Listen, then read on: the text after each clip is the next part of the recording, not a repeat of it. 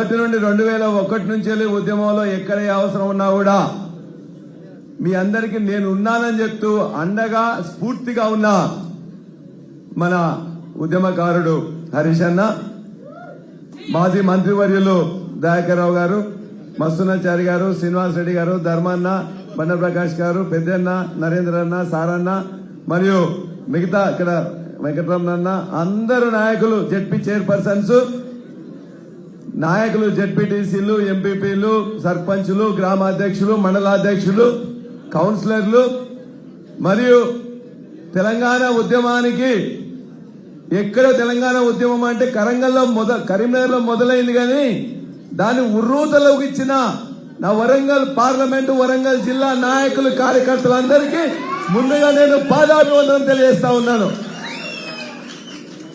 మిగతా 6 నియోజకవర్గాలకు వాళ్ళందరూ చాలా మంది పెద్ద నాయకులందరూ ఉన్నారు. కానీ మా నియోజకవర్గం గణపురం మొట్టమొదటి నుంచి కూడా సిద్దిపేటకు పోటీగా అన్నిట్లలో కూడా గెలుచుకున్నారు. 2004లో మొట్టమొదటిసారి గులాబీ జెండా సిద్దిపేటలో ఎగిరినప్పుడు ఇక్కడ కూడా గులాబీ జెండా ఎగరేసిన గణపురం కార్యకర్తలు. రెండోసారి మళ్ళా అవసరం వచ్చినప్పుడు 2009లో ఇదే కడియం శ్రీని 2004లో ఓడించిండ్రు, 2009లో ఓడించిండ్రు, 2012లో మళ్ళా ఆనాటి రాజన్న రిజైన్ చేసి వస్తే కూడా మళ్ళా గులాబీ జెండాకు మొత్తం పట్టం కట్టింది గణపురం జిల్లా, గణపురం కార్యకర్తలు. మరలా 2014లో ఆయన పోటీ చేసి గెలవలే, 2018లో గెలవలే. ఇవాళ కూడా మొన్న పోటీ చేయడానికి వస్తే ఇలా రాజన్న త్యాగం చేస్తే, రాజన్న మీద మొత్తం దుష్ప్రచారం చేసి, రాజన్నను మొత్తం కూడా చేసి చివరికి సీట్ ఇస్తే అందరం కూడా గణపురం కార్యకర్తలు బాగా దిగమింగి వీడు దుర్మార్గుడు, వీడు అహంకారి, వీడు ఏమి మనకి చేయడు అనుకున్నా కూడా సారు గులాబీ జెండాతో పంపించిందని చెప్పేసి మళ్ళా మనం ఓట్లేసి గెలిపించినాం. ఓట్లేసి గెలిపిస్తే ఇవాళ నీతులు మాట్లాడుతున్నారు ఆయన గాని ఆయన కూతురు గాని. ఇవాళ ఈ యొక్క కుట్ర అనేది ఇవాళ మొదలు కాలే. అసెంబ్లీ సమావేశాలు జరుగుతుంటేనే ఇవాటి ముఖ్యమంత్రి రేవంత్ రెడ్డి నేను తీసుకొని లోపలికి పోయింది. మీ అందరం పోయిన తర్వాత అంటున్నట్టు అన్నా సీఆర్ అన్నా నువ్వు వచ్చేయన్నా నేను కావేకు సీట్ ఇస్తా అని చెప్పేసి అన్నామని మేము అడగలే.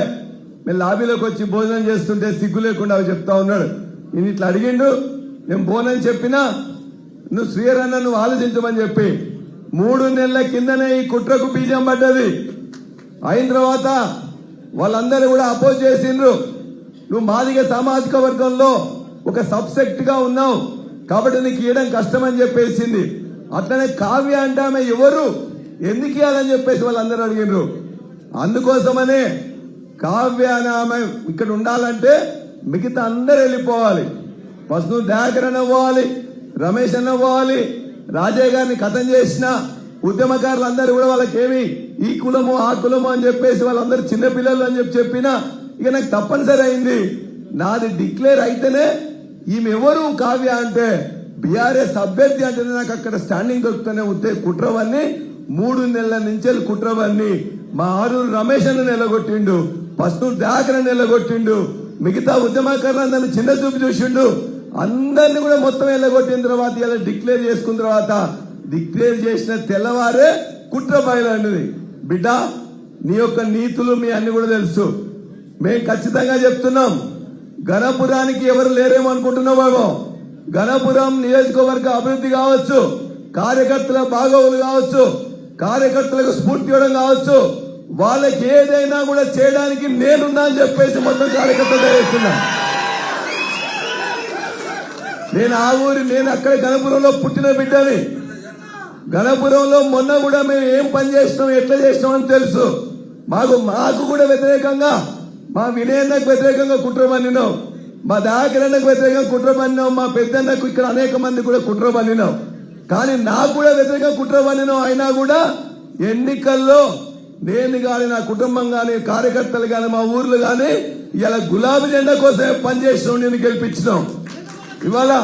కాబట్టి గణపురం కార్యకర్తల్ని 3-4 రోజుల నుంచి వేధిస్తున్నావు, భయపెట్టిస్తున్నావు, పదవులు ఇప్పిస్తా అని చెప్పినావు. నీవు ఎట్టి పరిస్థితుల్లో నువ్వు గాని నీ బిడ్డ గాని గెలిచే సవాలే లేదు. ఎట్టి పరిస్థితుల్లో మా నాయకులు కార్యకర్తలను ఇప్పించేదేమి లేదు. ఏది చేసినా గులాబీ జెండాకు అండగా ఉన్న గణపురం కార్యకర్తలకు అండగా నేను ఖచ్చితంగా వచ్చే 5 సంవత్సరాలు ఉంటానని చెప్పి కూడా మీకు తెలియజేస్తా ఉన్నాను. ఇంకో విషయం, ఇవాళ అక్కడి నుండి పోయిన ఎవరైనా ఆరూరు రమేష్ కావచ్చు, పసునూరు దయాకర్ కావచ్చు, ఇంకెవరైనా కూడా ఎవరిని కూడా వదిలిపెట్టేది లేదు, ఎవరు కూడా మాట్లాడేది లేదు. ఎవరైనా కూడా జెండా పట్టుకొని వచ్చిన నాయకుడే మన నాయకుడు. జెండా పట్టుకొని జై కేసీఆర్ అన్న వాళ్ళు, జై పిఎస్ అన్న వాళ్ళే మన నాయకులు. ఎవరు కూడా మనకు దోస్తని అప్పుడేదో చేసినని ఇప్పుడేదో చేసినని మనం చూడాల్సిన అవసరం లేదు. మన నాయకుడు ఎవరు కార్యకర్త వస్తే, ఎవరిది కారు గుర్తయితే వాళ్ళను మాత్రమే ఇవాళ మనం గెలిపించాల్సిన అవసరం ఉన్నది. ఇంకోటి మాట్లాడుతున్నాడు, వాళ్ళ బిడ్డ మాట్లాడుతూ ఉన్నది, మా నాయన బ్రాండ్. ఎవరు చెప్పలే దేనికి బ్రాండ్? ఆనాడు ఎన్టీ రామారావుకు వెన్నుపోటు పడిచిన బ్రాండా? చంద్రబాబుకు వెన్నుపోటు పడిచిన బ్రాండా? ఇవాళ కేసీఆర్ కు వెన్నుపోటు పడిచిన